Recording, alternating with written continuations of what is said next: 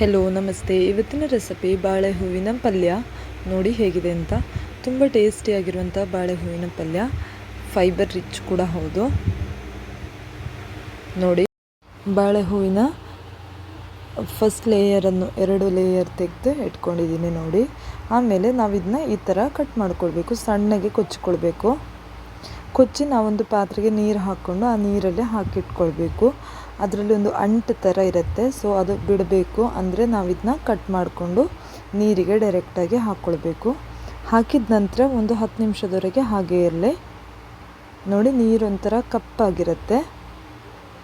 ಆಮೇಲೆ ನಾವಿದನ್ನ ಚೆನ್ನಾಗಿ ಹಿಂಡ್ಕೊಳ್ಬೇಕಾಯ್ತಾ. ಈ ಥರ ನೋಡಿ, ನಾವು ಗಟ್ಟಿಯಾಗಿ ಹಿಂಡ್ಕೊಳ್ಬೇಕು. ಚೆನ್ನಾಗಿ ಹಿಂಡಿ ಒಂದು ಪ್ಲೇಟಲ್ಲಿ ಇಟ್ಕೊಂಡಿದ್ದೀನಿ ನೋಡಿ. ಈ ಥರ ಇದರಲ್ಲಿ ನೀರಿನ ಅಂಶ ಇರಬಾರ್ದು.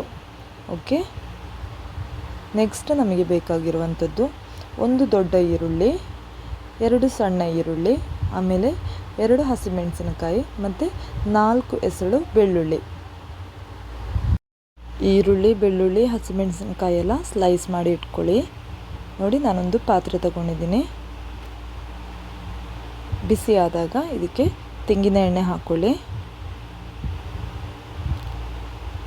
ತೆಂಗಿನ ಎಣ್ಣೆ ಬಿಸಿ ಆದಾಗ ಸಾಸಿವೆ ಹಾಕ್ಕೊಳ್ಬೇಕು.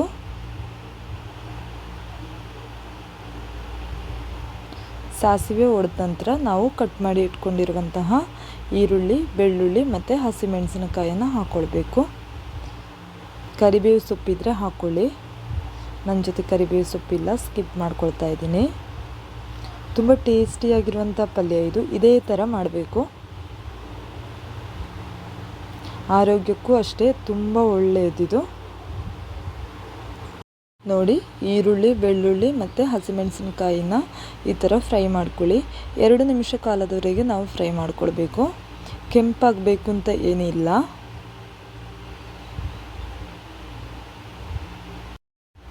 ನೋಡಿ, ಇಷ್ಟು ಸಾಕು.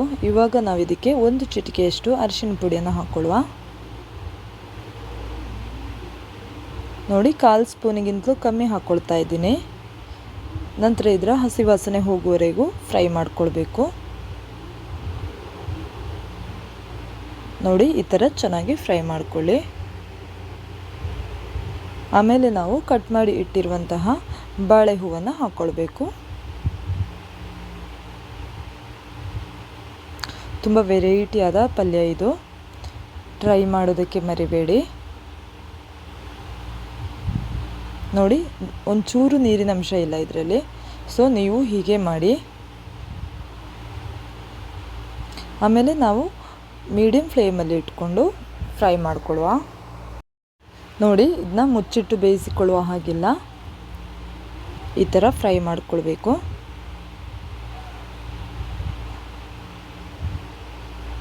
ಚೆನ್ನಾಗಿ ಫ್ರೈ ಮಾಡ್ಕೊಳ್ಳಿ. ಹಟ್ಟಂತ ಆಗುವಂಥ ಪಲ್ಯ ಇದು. ಸೊ ಇದನ್ನ ಈ ಥರ ಫ್ರೈ ಮಾಡ್ಕೊಳ್ಳಿ. ನೋಡಿ, ಒಂದು 7 ನಿಮಿಷಗಳ ಕಾಲವರೆಗೆ ನಾವು ಫ್ರೈ ಮಾಡಿಕೊಂಡ್ರೆ ಸಾಕು. ಈ ಥರ ರುಚಿಗೆ ತಕ್ಕಷ್ಟು ಉಪ್ಪನ್ನು ಹಾಕ್ಕೊಳ್ಳಿ. ಉಪ್ಪು ಜಾಸ್ತಿ ಹಾಕಲಿಕ್ಕೆ ಹೋಗಬೇಡಿ, ಆದಷ್ಟು ಕಮ್ಮಿನೇ ಹಾಕ್ಕೊಳ್ಳಿ. ಆಮೇಲೆ ಕಮ್ಮಿ ಆಗಿದ್ದರೆ ಮತ್ತೆ ಹಾಕ್ಕೊಳ್ಬೋದಲ್ವಾ.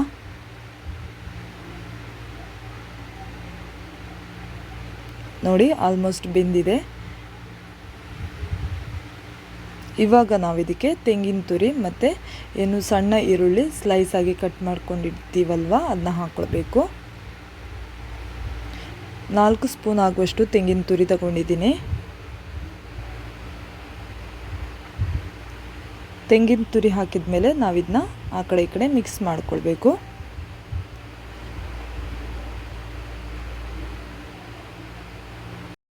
ಇದರ ಟೇಸ್ಟ್ ಮಾತ್ರ ಅದ್ಭುತವಾಗಿರುತ್ತೆ. ಟ್ರೈ ಮಾಡೋದಕ್ಕೆ ಮರಿಬೇಡಿ. ಹಾಗೆ ನಾವಿಲ್ಲಿ ತೆಂಗಿನ ತುರಿ ಹಾಕಿದ ಮೇಲೆ ಫ್ರೈ ಮಾಡ್ಕೊಳ್ಳುವ. 1 ನಿಮಿಷಗಳ ಕಾಲವರೆಗೆ ನಾವು ಈ ಥರ ಫ್ರೈ ಮಾಡಿಕೊಂಡು ಆಮೇಲೆ ಮುಚ್ಚಿಟ್ಕೊಂಡು ಬೇಯಿಸಿಕೊಳ್ಳುವ. ಓಕೆ, ಕೊನೆಯ 2 ನಿಮಿಷಗಳ ಕಾಲವರೆಗೆ ನಾವಿದನ್ನ ಮುಚ್ಚಿಟ್ಕೊಂಡು ಬೇಯಿಸಿಕೊಳ್ಬೇಕು.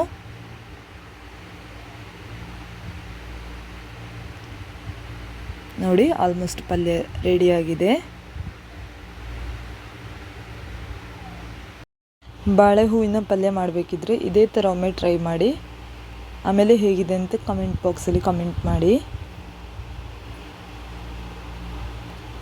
ನೋಡಿ ನೀರಿನ ಅಂಶ ಇಲ್ಲ, ಎಷ್ಟು ಕ್ರಿಸ್ಪಿಯಾಗಿ ಬಂದಿದೆ ಅಂತ ನೋಡಿ. ಉದುರುದ್ರಾದ ಪಲ್ಯ ಇದು.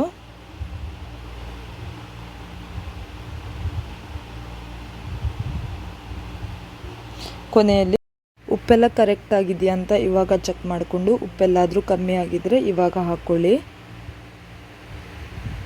ಆಮೇಲೆ ಕೊನೆಯ 1 ನಿಮಿಷಗಳ ಕಾಲವರೆಗೆ ನಾವಿದನ್ನ ಮುಚ್ಚಿಟ್ಕೊಂಡು ಬೇಯಿಸಿಕೊಳ್ಳುವ.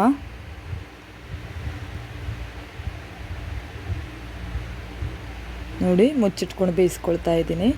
ಪಲ್ಯ ರೆಡಿಯಾಗಿದೆ. ಕೆಲವು ತರಕಾರಿಗಳನ್ನು ನಾವು ಸ್ಟಾರ್ಟಿಂಗಿಂದಲೇ ಮುಚ್ಚಿಟ್ಕೊಂಡು ಬೇಯಿಸ್ಕೊಳ್ಬೇಕಾಗತ್ತೆ ಪಲ್ಯ ಮಾಡಬೇಕಿದ್ರೆ.